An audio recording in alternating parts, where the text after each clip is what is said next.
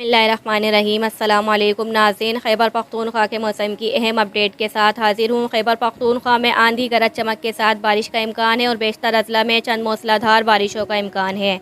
नाज़रीन, मज़ीद अपडेट से पहले हमारे चैनल को सब्सक्राइब और वीडियो को लाइक ज़रूर कर दें। मूसलाधार बारिश से पिशावर, मर्दान, सवाबी, नौशेरा, चार सद्दर, डियाई खान और बन्नों के नशीबी इलाकों में शहरी तुगयानी आ सकती है।